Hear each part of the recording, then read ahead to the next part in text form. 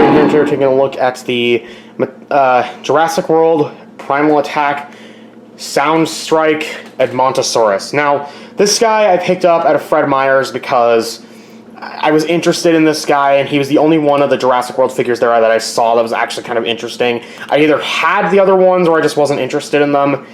And I was mainly interested in this guy because we don't get very many Hadrosaur figures that are part of like an articulated toy line. Mattel has also made a Parasaurolophus as part of the first wave of...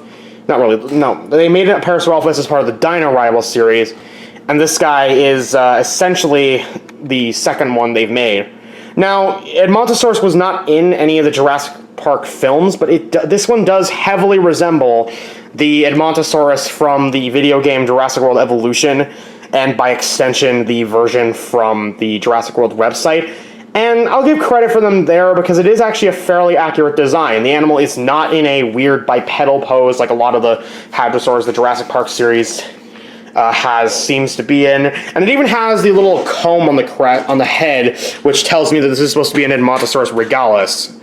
Or it could be an Eonectens, and they just gave it a speculative comb. Now, this is the only Soundstrike figure I have, which are basically, I guess, akin to the Roarivores from the first Jurassic World Fallen Kingdom toy line, and, like, as a size comparison, here is the Triceratops. They're around the same size, though the Triceratops is definitely a bit more girthy than this guy, if only because it's a ceratopsian, it's going to be a bit more solidly built. Now, as a Soundstrike figure, it has, well, a sound gimmick, and the sound gimmick can be activated in one of two ways, either by...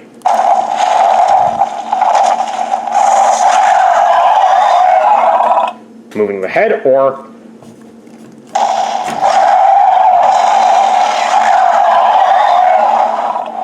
moving the tail. And I don't know if there are any other sounds this can make.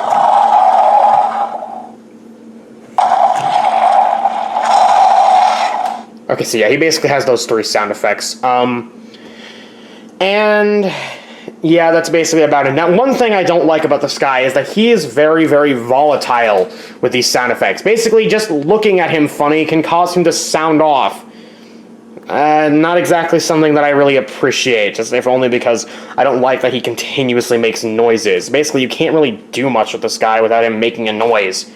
Which is, you know, fine, but it just unfortunately means that if I were to carry this guy anywhere, he would end up making noise.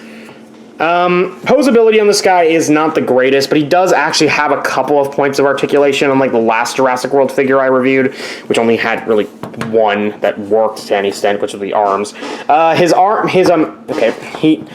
Well, this is the big problem with the posability, is that the arms are actually on ball joints, but it's basically impossible to pose him.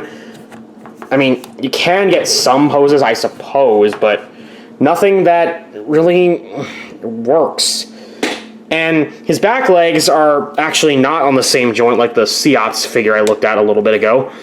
But they are not really that posable. The tail is not posable because you can't actually move it out of its socket because that's part of the sound gimmick. Same issue with the head. And overall, as a result of that, I'm kind of mixed on this figure overall. I like the appearance. I like this... overall, but just the sound gimmick and the limited posability makes me kind of... on this guy. That combined with the $20 price tag, if you want an accurate Edmontosaurus figure, you might as well just go with Safari's more recent one. I mean, if you don't care too much about accuracy and if you like the sound effects, then go ahead and get this one instead, but otherwise you're better off just saving your money on that one.